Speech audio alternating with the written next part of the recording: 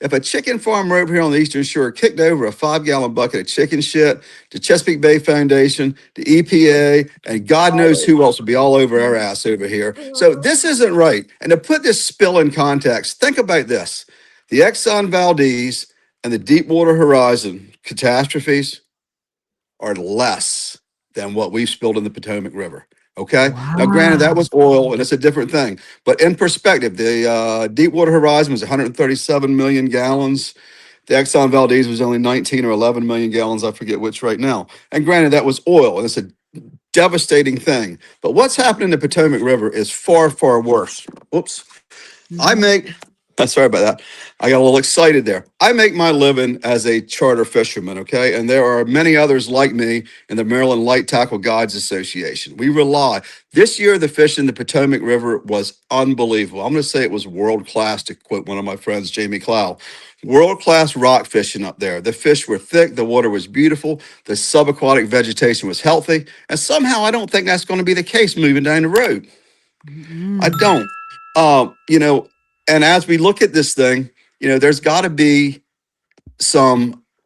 It's not a state issue anymore because on one side of that river is Virginia. That makes it federal. In Mm-hmm. my mind, Mhm. when it crosses state lines, it goes federal. So not only are we going to have to answer to the citizens of Maryland, we're also going to have to answer to Virginia for our fuck up. Mhm. That Yeah. part.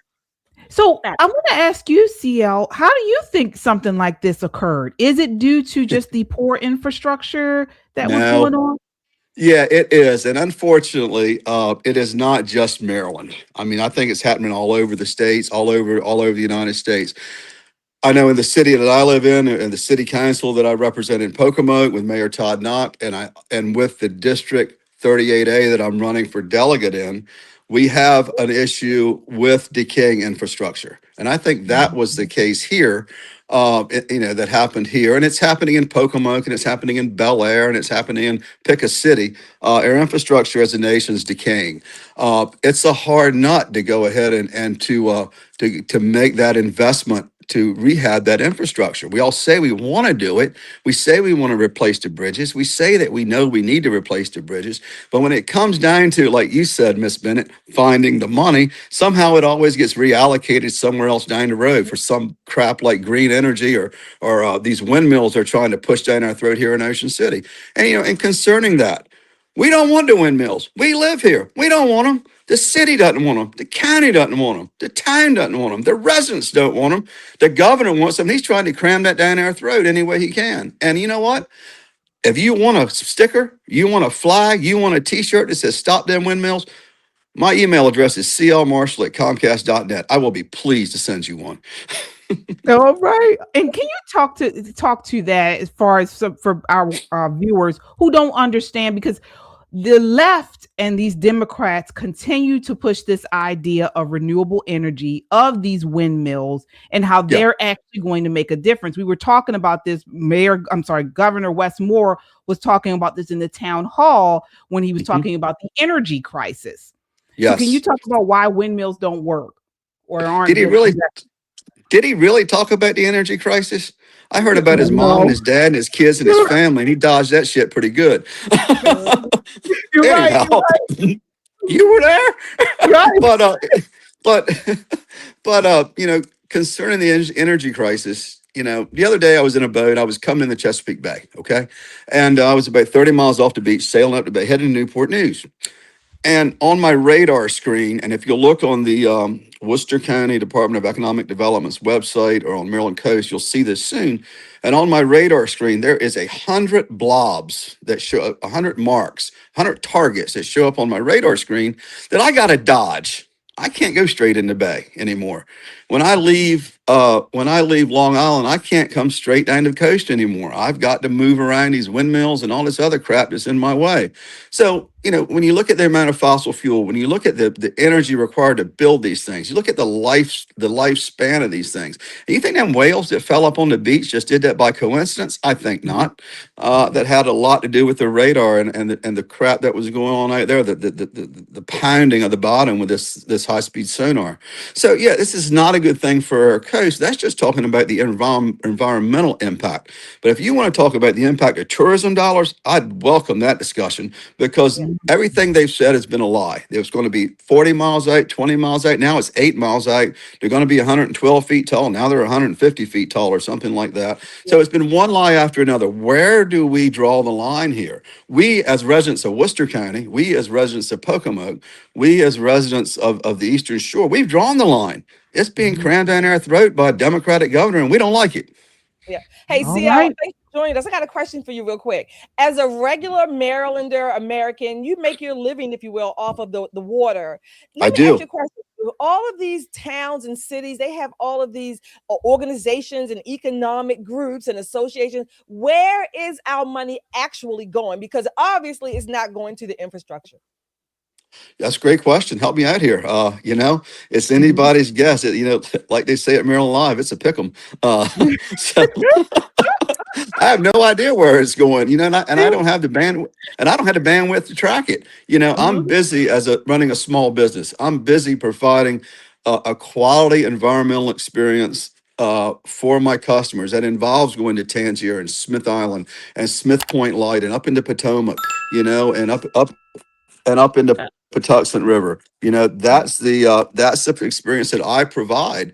You know, I would like to have a little more assistance from the Department of Natural Resources when it comes to marketing and marketing what we have as a fishery here in the Chesapeake Bay. I was just in Harrisburg at the show up there, which is the world's largest outdoor show. And people are telling me what a bad fishery we have in the Chesapeake. And it's far from that, you know, it is far from that. You know, having some support at the state level to help us market that would be a great thing. Ocean City does a great job of that with Fish NOC, Scott Lennox, and Hooked on OC. They support that the fisheries there. And we're not really getting that from the state of Maryland. Some of the new legislations that I heard, you know, one of my Republicans speak of the other day with theatrics and great zest was so far from the truth that it was unbelievable. And I really hope that that Delegate Jacobs and his folks kind of fall back in line, because what they're proposing could very well force a closure to Maryland's rockfish season. It puts us out of commitment, out of the restrictions that are required through the Atlantic States Marine Fisheries Act. And you know, he's fighting for people in his backyard, and I get that, because that's his job, and I admire him for that. But you know, when you look at a broader picture, you know, if successful, that Senate bill, which I hope didn't cross over, I haven't checked it, would basically shut down rock fishing for the bay. And that's, you know, a very small target group trying to force this down everybody's throat.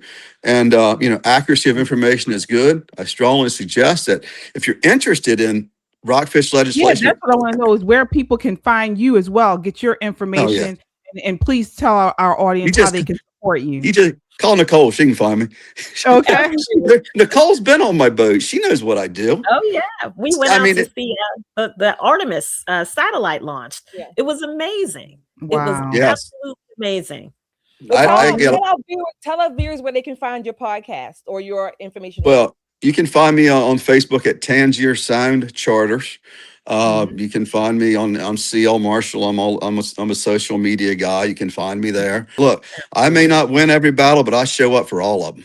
River, it's pretty clear and blue, but this stretch right here is brown and gray, and you can see little shreds of toilet paper. It reeks of sewage. So I've been a river keeper now for 25 years, and I've dealt with what I thought were pretty big sewage spills of 15, 20 million gallons, but this is dumping about 60 million gallons a day for the last 5 days into the Potomac River. And if you do the math, we're well over 200 million gallons of raw sewage that's dumped into the river. This may be one of the largest sewage spills that we've ever seen in the United States, and nobody's really reporting about it.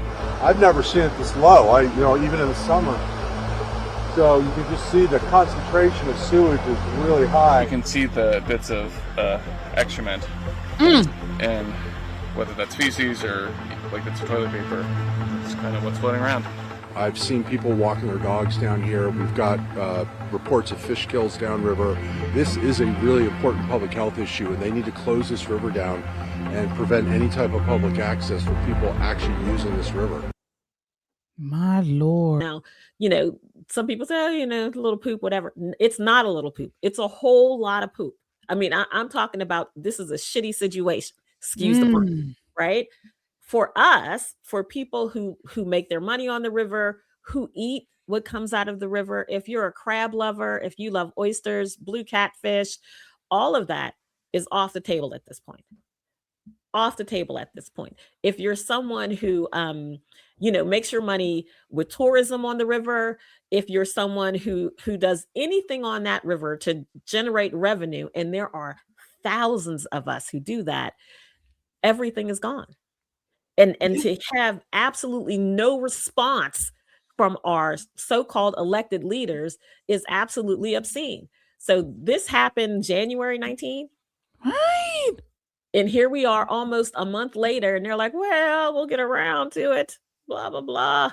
If you've ever driven past a water treatment plant and you get like a whiff of that tremendous stink, imagine 73 miles of that through what was before drop dead gorgeous waterfront, bogs and all of that. And we're hoping that it does not infect the Chesapeake Bay, but at the slow rate that they're moving, it's going to affect the Bay. And you all, if you're a Marylander, you know how long it took us to get the Bay healthy again.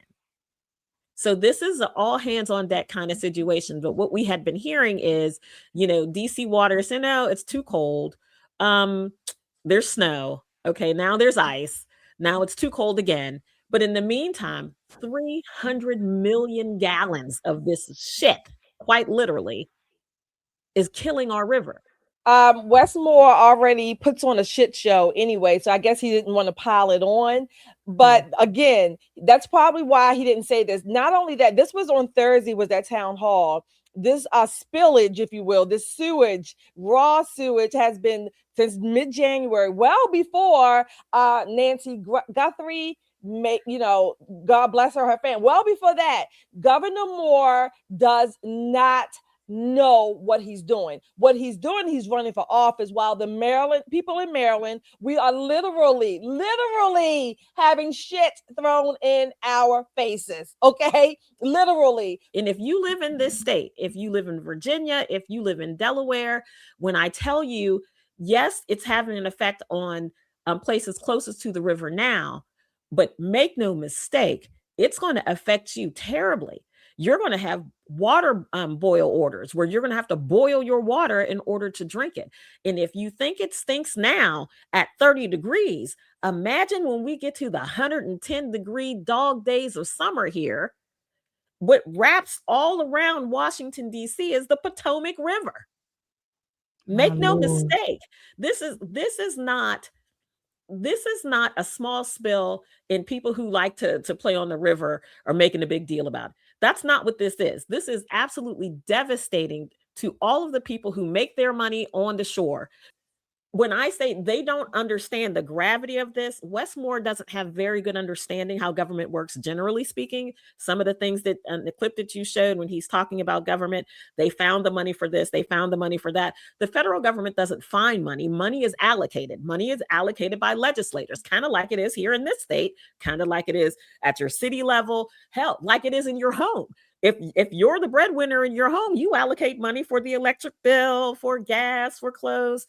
Government works like that. The family is basically a government in miniature, right? He doesn't get it because he doesn't understand it. They didn't pull money out of the sky. They did what they needed to do legislatively to get the allocation to do what they needed to do. This is a problem. Westmore spends more time campaigning than he does caring for the people of the state of Maryland. Now, personally, I don't like this dude. I think he's a little too slick. I think his aspirations far exceed his talent. Make no mistake. However, as a heavy taxpayer in this state, this is an emergency. I don't want any more town halls. I don't want any more legislators bumping their gums about foolishness and chickens and all of this. I don't want any of that. What I'm telling you is that half of this state is about to be devastated, and they're standing around with their thumbs up their butts, looking like, I don't know what's going to happen next. The White House is a great place to be. But no, I don't like the job that Westmore's doing. I don't like the job he's doing at the bridge. I don't like the fact that he did that horrible, with the pipes and the Potomac, and he's not doing the job. They got to do it, and I'm gonna have to get the federal government involved in getting it fixed because he can't fix anything. Thank you. Where's the lie? Where is the lie? Come on, folks.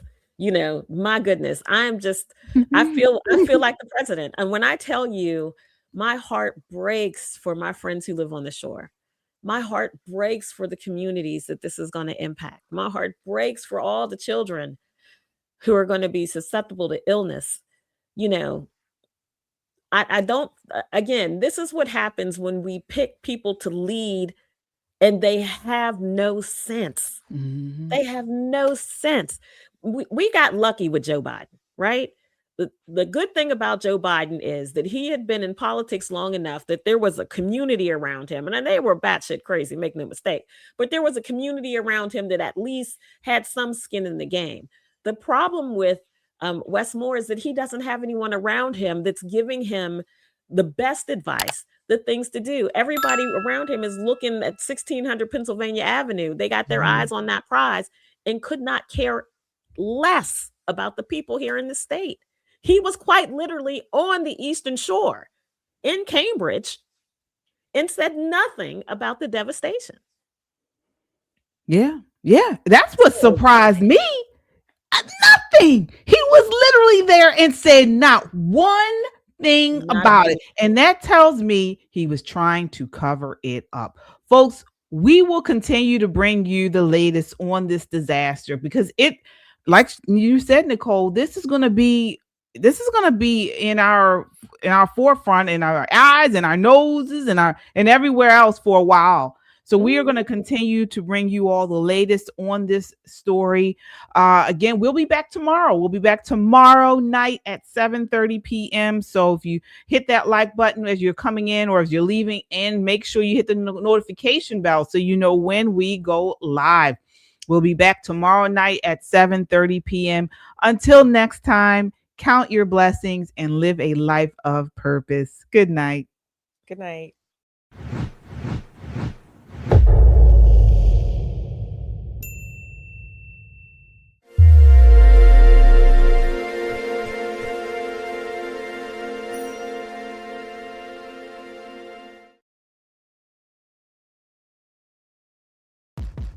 Be leaders ourselves. Black women are being used by the Democrat Party. All of these socioeconomic indicators are in the negative, particularly for Black people.